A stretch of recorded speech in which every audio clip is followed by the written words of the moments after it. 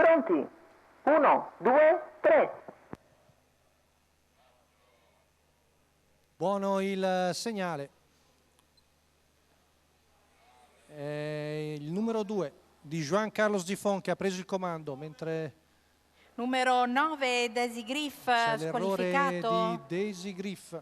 Intanto è Drago Mac che va all'attacco del battistrada, ma si staccano in lotti due, parziale molto violento da parte di Drago Mac, che alla fine si getta di galoppo, quindi rimane in vantaggio Juan Carlos davanti a Degas del Ronco, poi numero lotto di Dama di Corte che era partita come una fucilata coi nastri.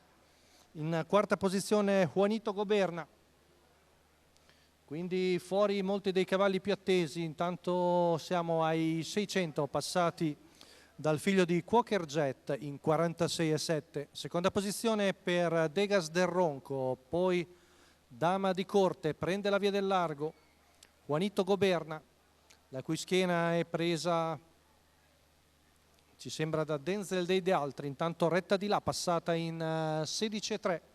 Denzel dei altri che va a fare la seconda pariglia, poi mentre quarta la corda è Diablo GV dopo le difficoltà a partire. Ora si è sistemata la corda, intanto frazione della curva ancora in 16,2. Siamo al secondo passaggio davanti alle tribune. Si è formata la pariglia con Juan Carlos Gifont e Juanito Goberna, i due cavalli stranieri apparigliati.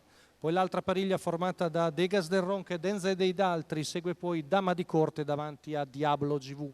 15-2 davanti alle tribune, sempre in vantaggio Vincenzo Piscoglio dell'Annunziata con Juan Carlos Gifont che percorre la penultima curva in 15,5, retta di là ancora tonico al suo esterno Andrea Bigliardi con Juanito Goberna.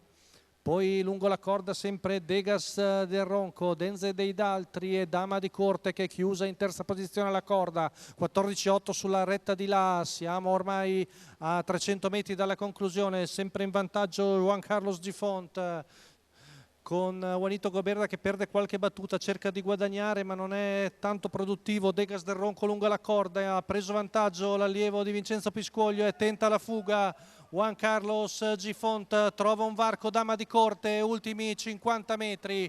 Juan Carlos Gifont viene a vincere su Dama di Corte, mentre finiscono in foto stretta Juanito Goberna e Degas del Ronco. 29,8 a chiudere per Juan Carlos Gifont. Vincenzo Piscoglio dell'Annunziata, il training di Francesco Alessandrini per la scuderia Paul Stars. Vittoria in corsa di testa per il figlio di Quaker Jet che viene a vincere, mentre finisce bene Dama di Corte che coglie un buon secondo posto. Rivediamo l'arrivo per il terzo, probabilmente si difende ancora Degas del Ronco, ma attendiamo l'esito del giudice d'arrivo.